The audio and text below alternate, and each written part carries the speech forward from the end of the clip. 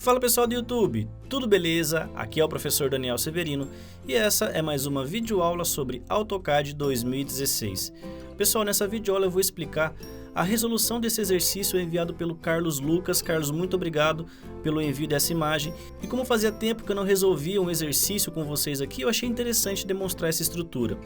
Bom, todos os comandos que eu vou explicar nessa videoaula, eu já passei no nosso curso que está postado no YouTube. O link para a playlist está na descrição. Então, se você quiser acompanhar os comandos como Offset, Ashura e elementos de bloco, dois itens que eu não vou explicar como Ashura e blocos, eu vou me preocupar principalmente com a geometria, porta e janelas. Você pode acessar o link e acompanhar aula por aula. Bom, antes de começar esse exercício eu tenho que colocar aqui alguns pontos importantes. O primeiro deles é que todas as dimensões estão em centímetros. Eu vou respeitar essas dimensões e respeitar também a forma que foi construída. Outra coisa interessante também é que tem algumas paredes informando a medida interna ou externa, porém é interna. Como assim interna, porém é externa? Essa medida de 85, ela está na parte externa da casa, mas ela se referencia à parte interna. Então, é esse pedaço interno da parede. E a mesma coisa acontece com essa cota de 240. Ele puxa a referência, mas a parede é a parede interna que ele utiliza.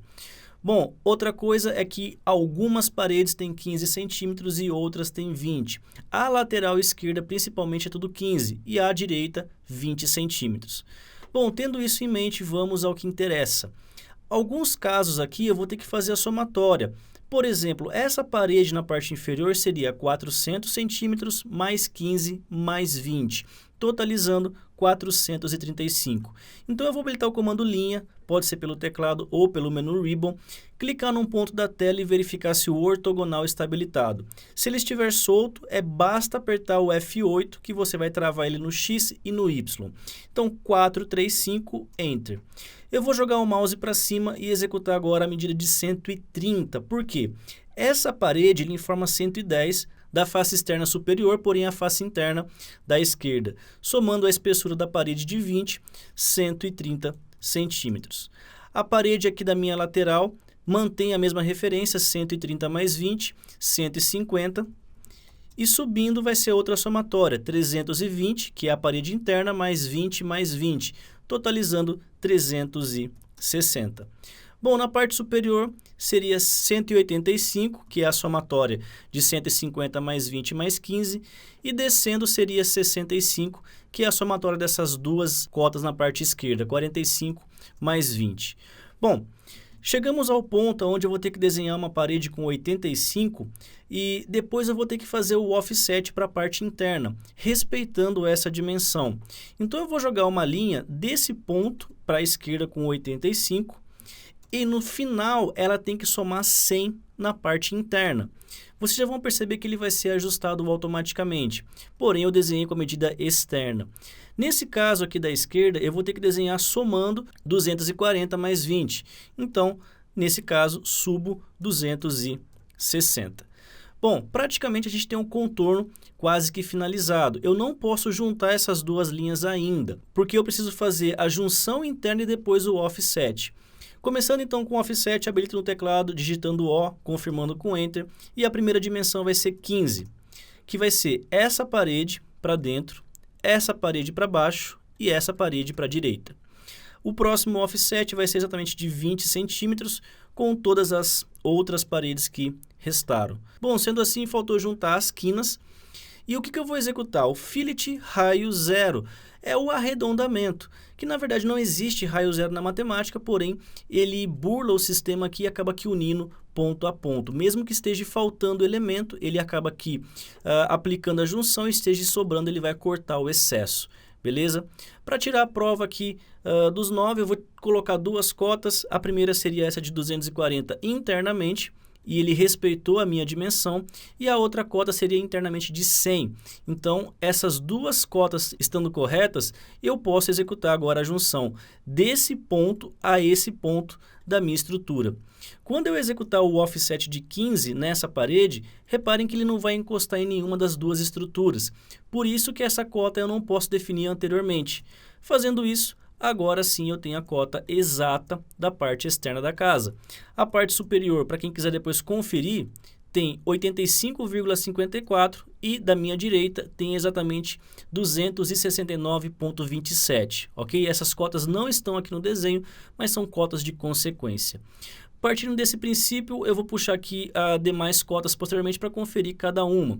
Então, desse ponto para cá, 15, essa linha internamente, 400 e essa linha daqui para cá, 20 novamente. Desse ponto até a minha estrutura interna, 130, mais a espessura de 20 centímetros, ok? Essa parede também tem 20 centímetros, somando aqui com 320, mais os 20 centímetros da minha parede.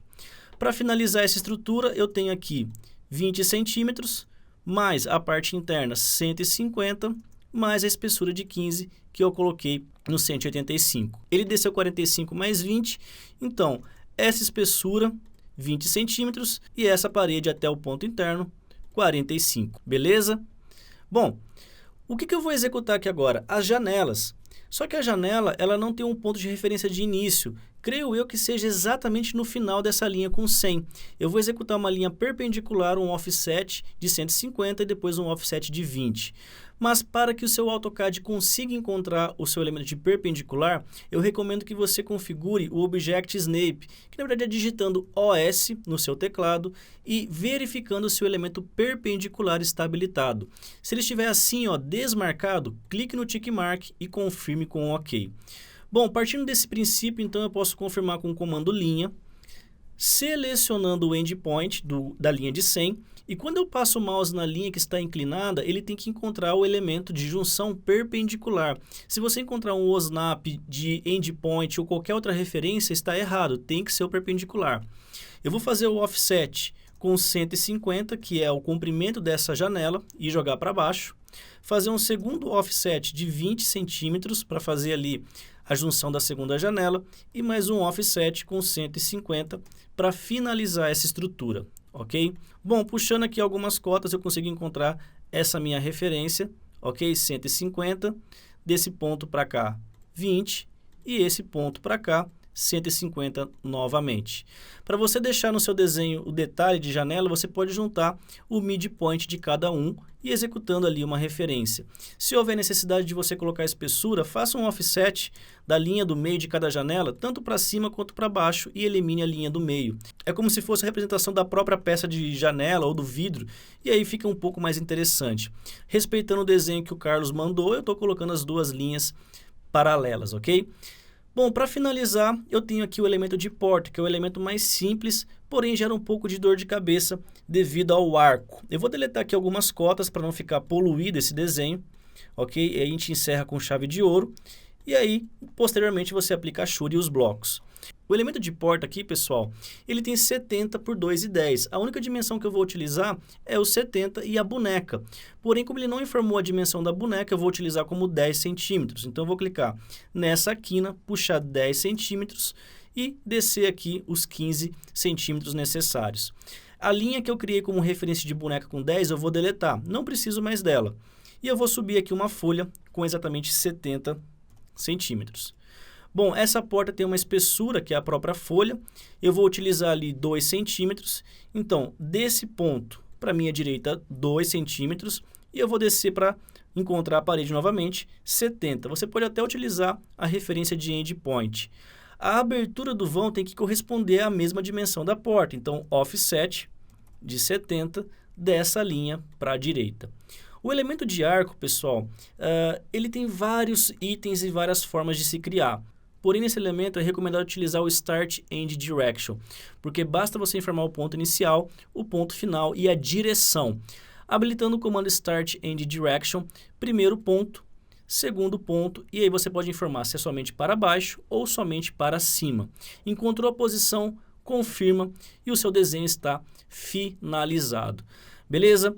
Bom, pessoal, não é um desenho complexo, o que atrapalha um pouco é a interpretação correta, pois tem algumas cotas que estão externas e pode levar ao erro, principalmente nessa parede de 85 e nessa parede de 240, beleza? Carlos, Lucas, eu espero que eu tenha te ajudado. Se ficou alguma dúvida, você pode mandar pelo comentário que eu vou fazer questão de responder, e é isso aí. Pessoal, recados dessa videoaula. Se você gostou, clica aí no gostei, curta e compartilhem, divulguem esses vídeos para que mais e mais pessoas possam aprender gratuitamente como trabalhar com AutoCAD. Eu quero deixar o meu forte abraço, meu muito obrigado